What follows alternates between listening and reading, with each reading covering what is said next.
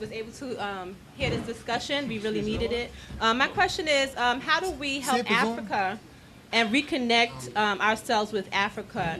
If the majority of Africans themselves who still maintain have a colonized mentality don't accept and embrace us, how do we come up out of that? I didn't hear the question. Y'all on that in here what the sister just said? Okay. I didn't. Hit the question again, please. See if the mic is on. This is low. Try it now. Speak into it. Hello? Do me a favor. Take that. Just pick it up. Just speak. Yes. Put it next to your mouth. Okay. My question is, how do we help Africa and reconnect ourselves with Africa if the majority of Africans who themselves still maintain a colonized mentality do not accept us and embrace us? How do we come up out of that and, help each other?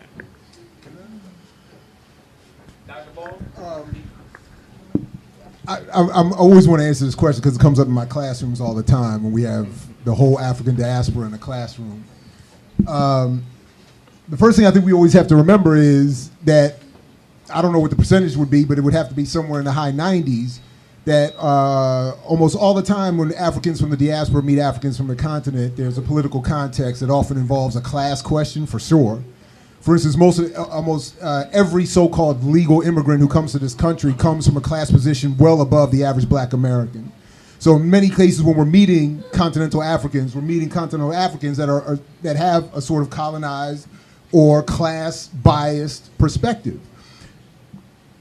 We have a great interview at imixwhatilike.org with Ahati Kalindi E. And when the brother's talking about the fighting sciences, this is one of the leading Africans in this country of fighting sciences, born and raised in Detroit, and talks about something that I've even experienced as a beige mixed black American. That when you go to the continent, if you go as an African or as someone looking to genuinely engage Africans on the basis of an African experience, you have a great time. And you meet a majority of people who are interested in the I disagree with even the formulation of the question. The majority of Africans who don't look happily on us are that majority is being comprised usually by the biased small group of Africans we end up encountering in this context. When we go to the continent, we often go as tourists, looking to be bougie and go to the Sheraton instead of wherever. And when we encounter them, they're encountering us on a basis of bougie tourism business, not on, again, a Pan-African politics. So finally, and I'll just stop here, that we always have to be based on principle, not personal experience. You have to do what you do. Yes, you love African people, but you have to do it for the love of the principle of loving African people, not for the individuals, because otherwise we get caught up in, that brother mistreated me, therefore I'm not a Pan-African because that brother in the corner mistreated me. And that's a total mistake. So I just always want to be careful. And then finally, just remember that literally the same three Europeans that built the education system in this country built it throughout the African diaspora. So we're literally being taught on the same imperial colonial basis globally, and in a very paradoxically Pan-African, anti-Pan-African way, looking collectively at us as Africans, teaching us all the same anti-African way. So we have to understand that when we come in contact with each other, that's the basis on which most of that is happening. That's right. Can I add on to that? Yes. And I agree with Dr. Bob's saying, because what it really comes down to, sister, is it's our personal awareness that we developed here. Because as African people, we have been colonialized and ravaged throughout the world, and we have received this miseducation throughout the world. So yes, oftentimes the ones who got the means to get from Africa to over here, they're at a different level base, and a lot of times when they come, they already judgmental, but they're in that class level. So for us, what we got to do, we got to enhance our awareness to know that those individuals don't represent the majority of our people, and keep pushing through that. Because all my experiences when I was in Africa was beautiful. They love us. They embraced me every time I went over there. Every time I went, they totally embraced us, and they're inquisitive about what are we doing and how we can help them and things like that. It's never looking down on us, never making us feel like they don't want us. It's always been from the point of view of embracing. And yes, they do if you go to certain places, they tend to think we got money. You know what I'm saying? But you can get past that too. Just with a basic conversation, that come right down, and then you got a bub in the system. So I would just say to keep enhancing our awareness here and know that those encounters don't represent the majority of our people, and we can be able to help our people. Thank you, thank you. And you know, can I just add one thing to that? Yes, yes. You know, I think of it like lighting a fireplace. Light the log that's nearest to you. And that first one will light the second to the third to the fourth. You have a roaring fireplace. But a lot of times we get very overwhelmed in our community because of the kickback that we receive, sometimes from our people. And that can become something that we don't enjoy. I think of Paulo Freire that said, our job is to make it possible to make it possible. And right now I'm looking at Brother Dr. Ball said about the 90%. I'm looking for 3 out of 100 right now. And if there's a so-called 30 million of us, they don't know because they can't count. But let's say there is 30 million. 3% of 30 million is 900,000. If each of us started with our 900,000 people, we'd have some strong numbers here. Yes. Particularly if we were focused in on the total emancipation and liberation of our people. It becomes very overwhelming for us.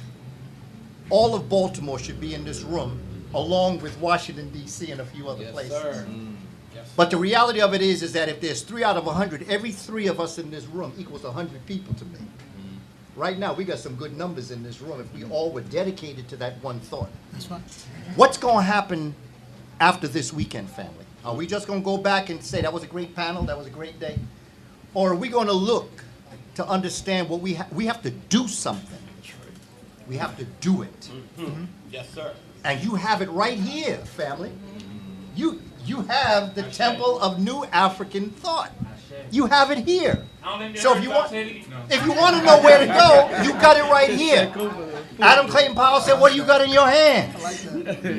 Even if you're on public assistance, you can direct some of that public assistance into this temple. You got something here. Start here.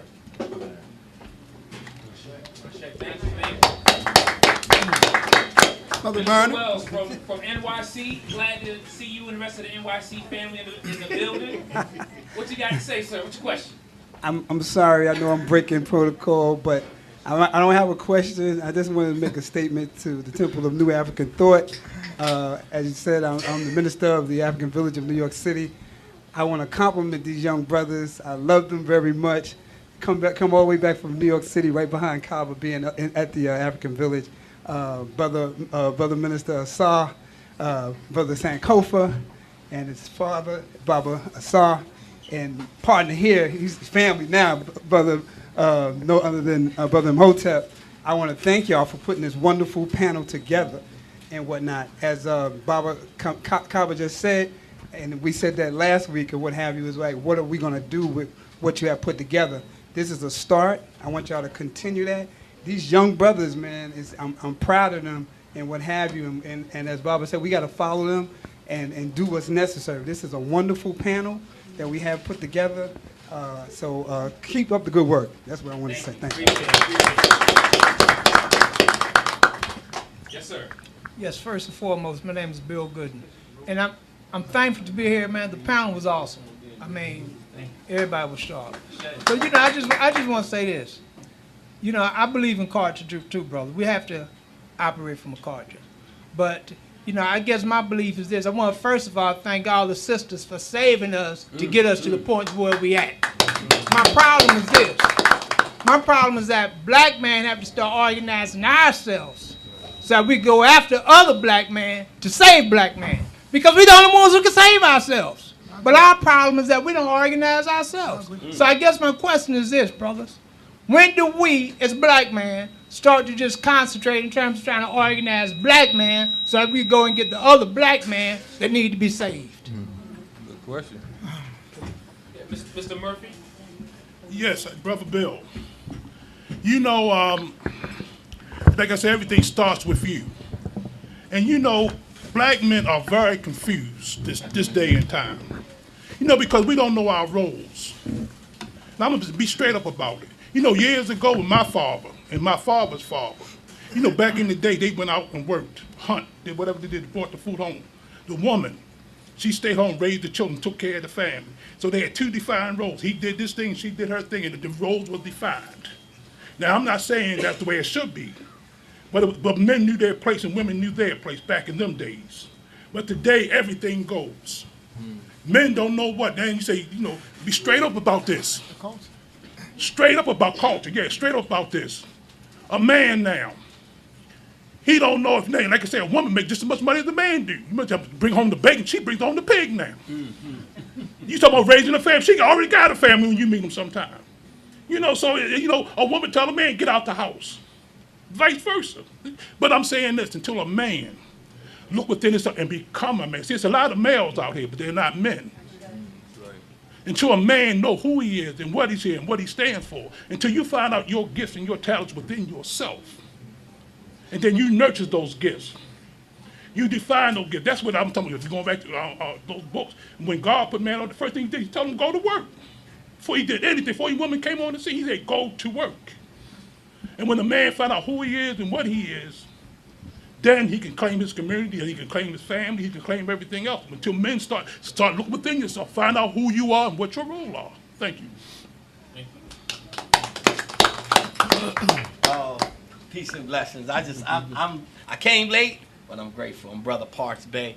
I just wanted to say, Baba, I remember Morning Star, the yellow church on 145th Street at the top of the hill, and then going to Benta Funeral Home with Dr. Clark and all the, I still got the cassette tapes, you know what I mean? I grew up at 12 years old, the black man was God. I have not, I'm 53, and I haven't been off the path ever since. You know what I mean? So I'm just grateful to be here because I live in Baltimore now. I'm back and forth to New York, $35 round trip, real cheap. I go home and, I go up to the National Theater, and where I'm at now is I done been through 5%, more science, Ansar Rural Law Community, all that, Freemasonry. But I remember one thing the Most Honorable Elijah Muhammad said. He said to set up a beachhead behind enemy lines. And so I've been in Baltimore 17 years, and I finally found my niche, disaster training. So I've been up to Emmitsburg, 3-day training with FEMA, Department of Homeland Security, got a certificate as an instructor for disaster training. And so I've been going around Baltimore, going to different places, and of course, I forgot one of the brothers said they don't know who they are, more science, a lot of brothers in the teachings, but I found my niche. You know what I mean? So I'm here to offer, like you said, I'm here to be a servant. You know what I'm saying? I already know I'm tight. I already know. I'm like the God here. I'm on fire every time we see each other. I'm just here, and my question is, can you explain the benefits of setting up a beachhead behind enemy lines, whatever skills, talent you have, behind the enemy lines, and bringing it back to the people? Can you explain how that science of doing that benefits the community?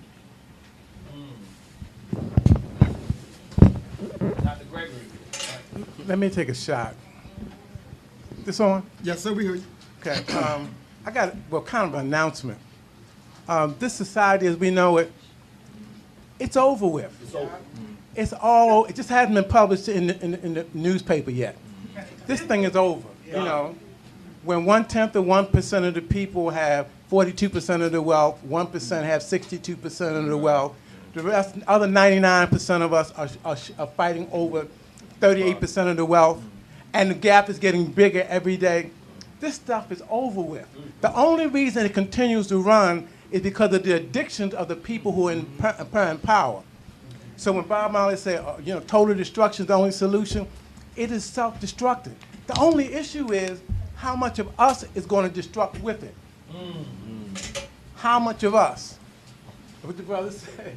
I mean, maybe those that don't learn how to make farm our own food, and don't learn how to work with our hands, some, who don't know how to relate to people who we disagree with, we might be more vulnerable because we have picked up more of the habits that we call those of the enemy than we might be aware of.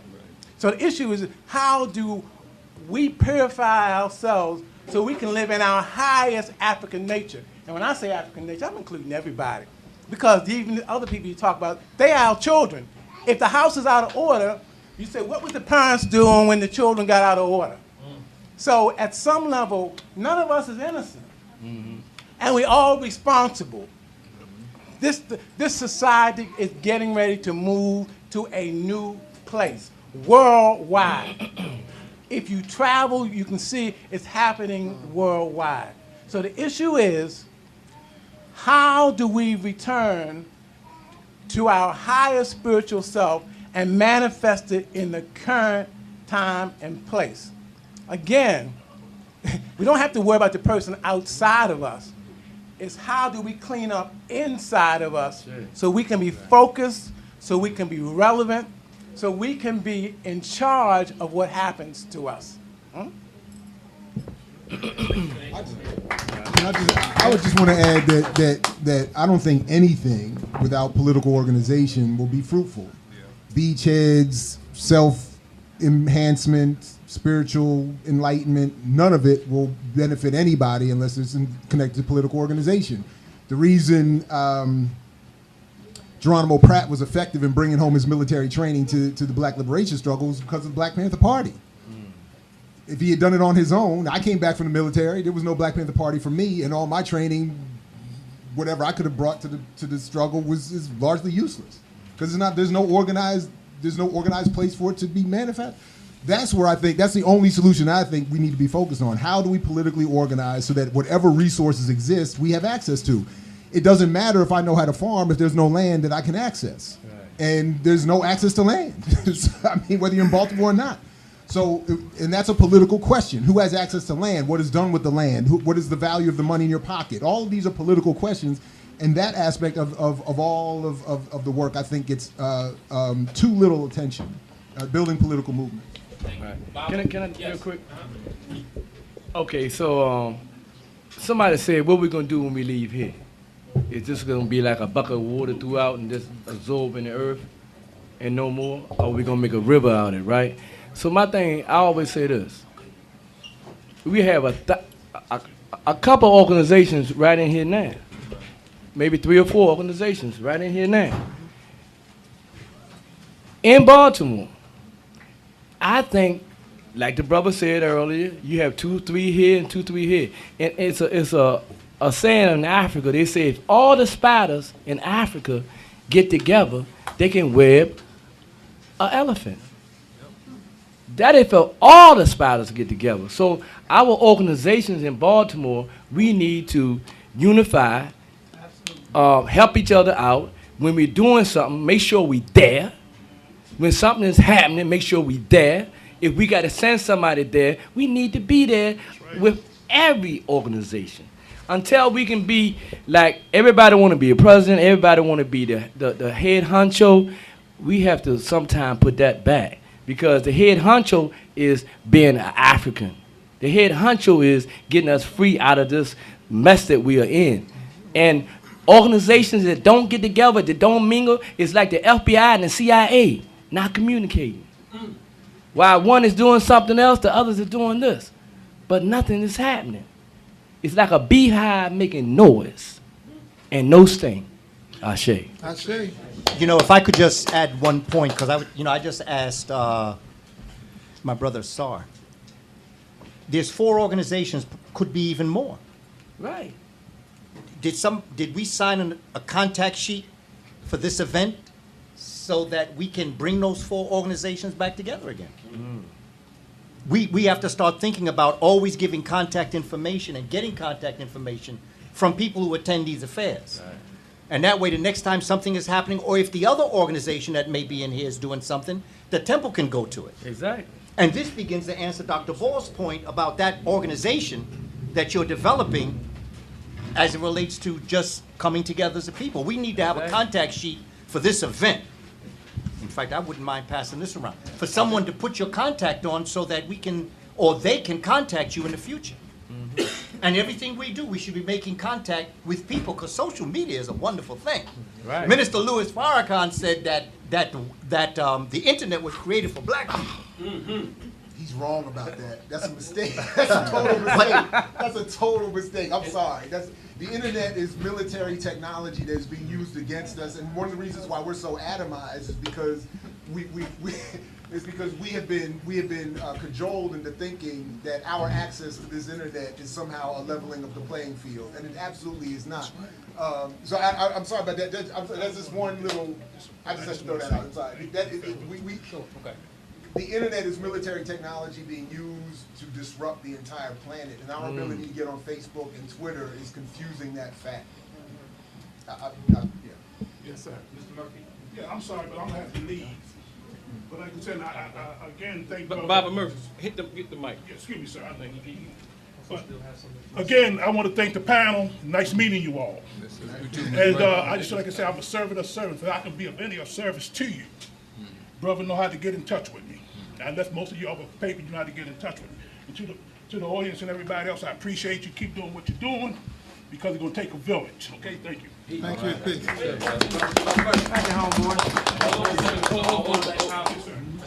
have a chance to finish what he was saying. Hold on, all right? All right, thank y'all. You know, I understand that concept, but it's still a tool that can be used. And it's important. You know, this is how I feel about voting too. A lot of people may not agree with me. But you're going out to war, and there's a gun, a knife, and a pen on the table. What you going to do? People say, I'm going to pick up the gun. What happens when you run out of bullets? They say, well, I'm going to pick up the gun and the knife. I say you got to pick up everything. Don't leave nothing on the table. Use everything to get where you got to get. Because even though it could be weaponized, which it could very, very well be, turn it around to be your weapon.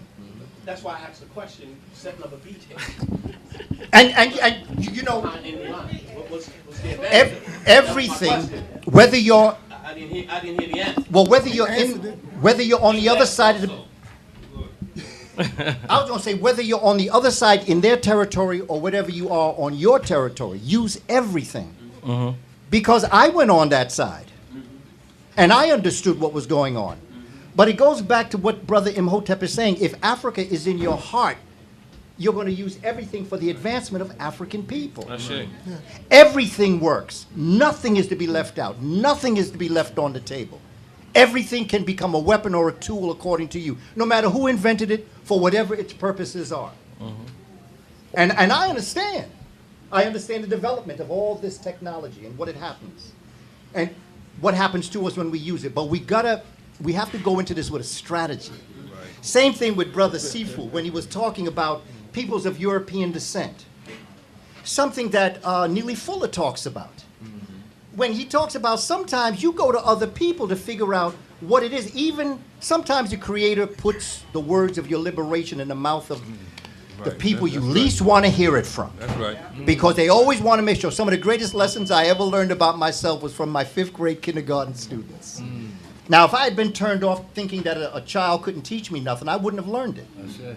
Everything works. Nothing is to be left on the table by any means necessary. That's right. Thank you. All right, last question.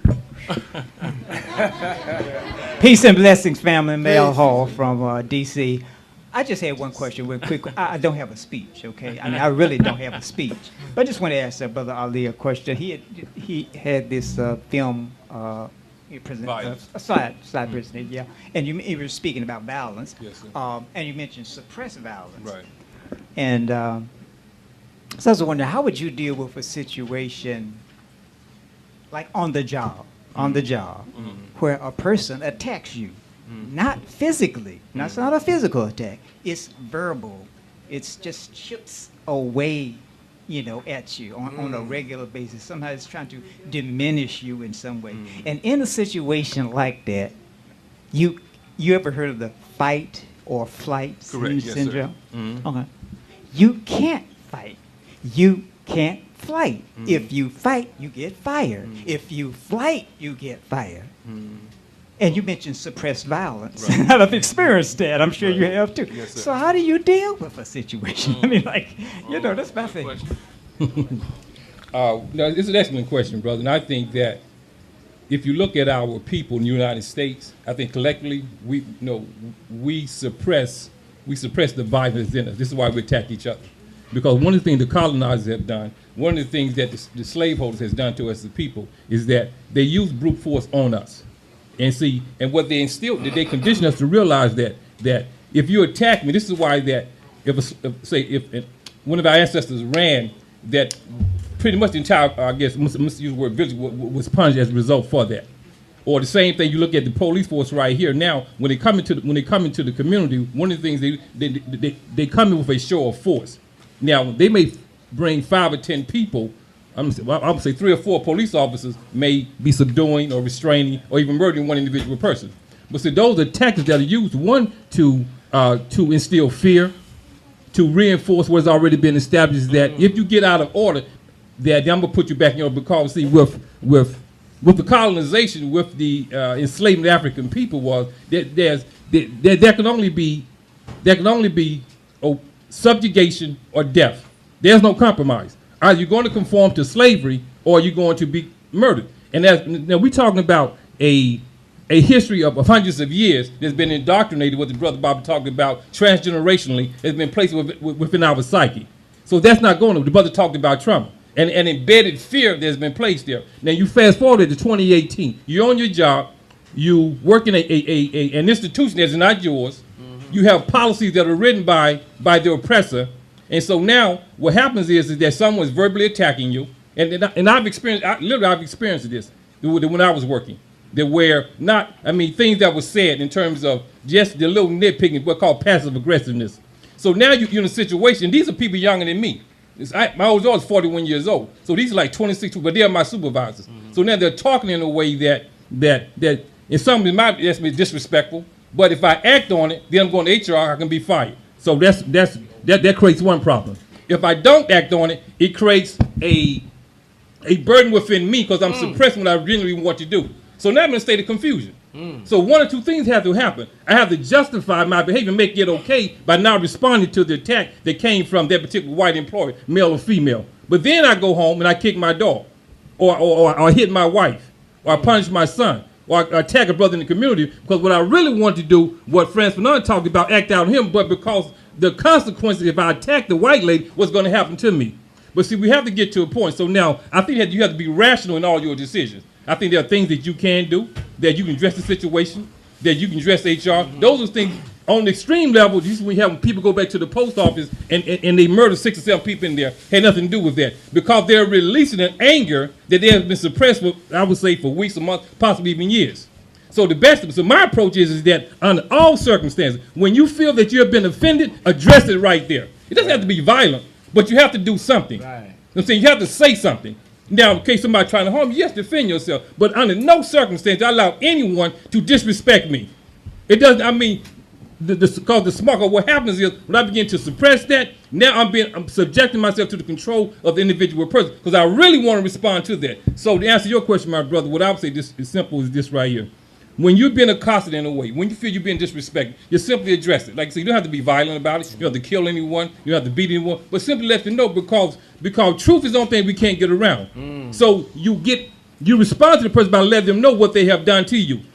If they don't stop, then you may address it at another level. So there are options that you have. But the worst option that we can do, and what we're seeing that take place in our community, is that for so long we have suppressed the brutality of our oppressor, and this is why we're attacking each other. Because we're not acting. That's why Franz Fanon said violence is a therapeutic approach. Because the least you're responding, because we teach our kids. Somebody hit you, stand up for yourself. But as men, we don't do that. Right. We will allow men come to our community, beat our women, rape our women, murder our children, and we stand by and do nothing.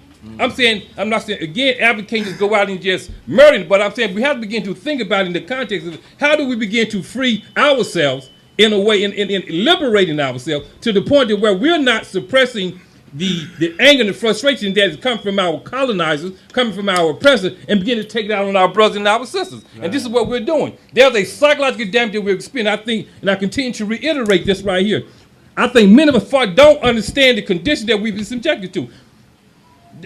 Every avenue for the slave to be free has been opened. You can't go anywhere in the earth I mean, the sky, in the water, on land, you only have one of us there. We have the ninth richest, largest nation in the world. So I'm simply saying this right here. The problem is that we're not in our right state of mind. We're not lacking. The only thing we're lacking is our right state of mind. And can I answer? Thank you very much. Thank you. Real quick. Just very quickly, I just want to say that at imixwhatilike.org, we have a great interview with Dr. Chester Pierce, who coined the phrase microaggression, which is what I think you're talking about. That might be helpful in terms of developing strategies to resist that. Yeah, real quick. Because he touched me when you said that. I was working in Westinghouse, a young man, 22 years old. Maybe 25, something like that. But anyway, my supervisor walked up to me, a white man, and told me to get my posterior working. Now, he said it the right way. Children in here. You understand what I'm saying? So, at this time, I just had my son. Now, I'm at Westinghouse mopping that damn floor, and this man telling me to get my posterior working. Now, I got, like you said, brother, all these things running through me. And I was so frustrated, but I need my job, I said. I got 3 children at home. I need my job. But my soul wouldn't allow me to do that. This is what came into me. I said, I have a son at home I got to go back to. I got a wife, I got a family. How can I walk in that house and call myself to raise a man, and I'm not acting like one? So if you have a union, if you have any kind of functions in that, everybody have rules and regulations. Yeah. You see what I'm saying? So you can go to somebody. And I went to the shop steward at that time. And what was funny with this, real quick, she told me, Stan talk to everybody like that. And I said, nah, not me. And he said, Stan from the old school. I said, I'm from the new school. She said, well, Dad, you really mad, aren't you? I said, yes. So she said, you know what? You can tell Stan anything you want, as long as you tell him by yourself. So it's a way to do things. And I told him that night, when I walked in that office, I got everything done. And I felt like a man when I left out of there. Really, a young man. And I told him that I would take him off the face of this damn earth if he talked to me like that again. And he told me he wasn't scared of me doing it because I need my job. I said, I wouldn't do it here, I do it where you live at. Honestly. And that's true. But when I went home, I could hold my son. That's right. I should. All right, family. We're going to wrap it up. We thank everybody. I do want to say just a few words. I appreciate all the panelists for coming out and everybody participated. And I'll just reiterate the idea that, to me, it's about balance. It's about, and when we look at what Dr. Ragland is actually saying, if we break it down on a fundamental basis, a lot of times, sometimes you don't have a union, right? Right. So sometimes I think that we look at the word as a this or that or and I'll be honest, me saying this, that, or and doesn't have direct that has nothing to do with any one individual. But when I hear us speaking as if there's this or is that, I think I think the way we deliver is very important.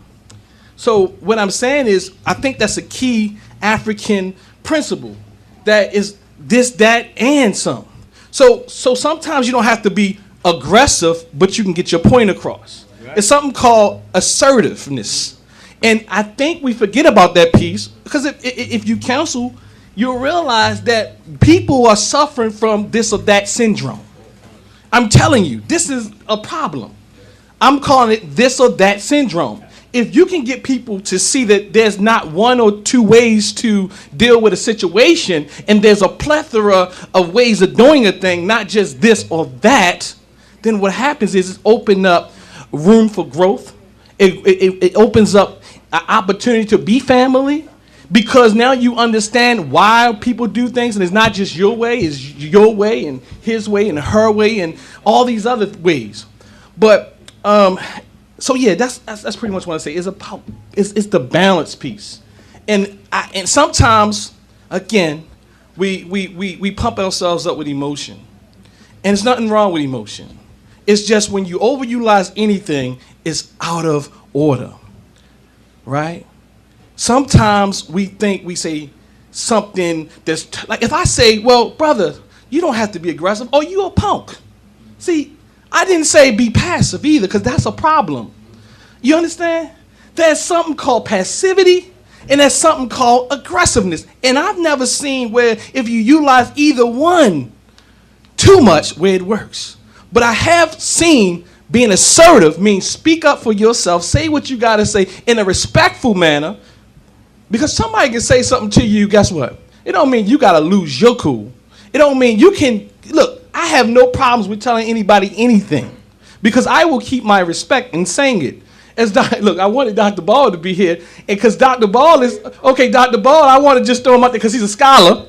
So, you know, scholars handle critique. And so the critique I would say at Dr. Ball is, it seemed like it was a this or that, in a sense. However, I know he's not saying that, but it sounds like a this or that conversation. Because you're utilizing social media, you just gave us some medicine in the social media just now. You just gave us your website, your platform on YouTube, which I say everybody should go to, by the way, that can assist us with having a deeper understanding. So as Baba Kaba said, he said, you know, we can utilize these tools. So I'm saying, Dr. Ball, you are a social media expert. I love your videos, by the way. And I don't care what words you use. You can use socialism, whatever, because I don't care about the division. Can I just clarify very quickly? Yeah, that's why I said language is important. All I was saying, all I am saying is, I'm not saying don't use social media. I was only disagreeing with the one specific comment that suggests that it is in and of itself a liberation tool for black people. Yes, sir. Or anyone. Yeah, and I like clarity, because see what happened is when we on the panel sometimes can hear this, but when people go home, you don't know the conversations I hear. People are very black and white. When they hear something, when they hear a Baba Saw say something, when they hear a Baba Imhotep say something, when they hear a Baba Ishmael say something, what they hear is exactly what you said. That's what they hear. So we got to be careful in what we say and how we say. Because, again, when we look at it, it's not a this or that. And Baba Imhotep, truly, honestly, when we look at this, and it's good to come back and explain ourselves, right? And because it's a this, it's not a, I heard this or that, not only from you, but I'm saying you probably don't even mean that in your intellectual understanding of this thing. But other people out here, we have to be careful on how we deliver our messages. Because a lot of times we get, what happens is, the reason why we have problems uniting is because we get lost in our communication. Peace and power. Peace and power. Peace and power. So family, was this conversation, this panel discussion therapeutic today? Yes. All right. So this is only day one of our NTU Festival. For those who don't know, all right, and for those who know, but just as a reminder, we'll be back here yet again tomorrow. Tomorrow, 12 o'clock to 6 o'clock p.m. Majority of our festivities will take place outdoors. We have plenty of yard space in the back. So we're going to have food, we're going to have vendors, we're going to have drumming and dancing, we're going to have Booker T. Coleman, who's also going to be our keynote speaker. Our Minister Sar is going to provide some remarks. We're going to have all that and some. And inside, we're going to have reflexology, massage, which are both free. And we have 3 very beneficial workshops. We have yoga, which is going to be provided by Brother Kiwi. We have Tai Chi, Qigong, which is going to be provided by our very own Seafood Baba Asar. And we have mindfulness meditation, which is going to be provided by our very own Minister Asar. So please come on out to this 2-day NTU Festival. But at this time, let us stand up all over the house.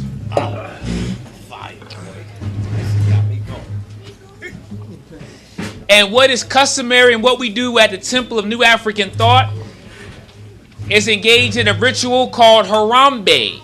Harambe means let's pull together, and that concept is very fitting of what it is that has us here today.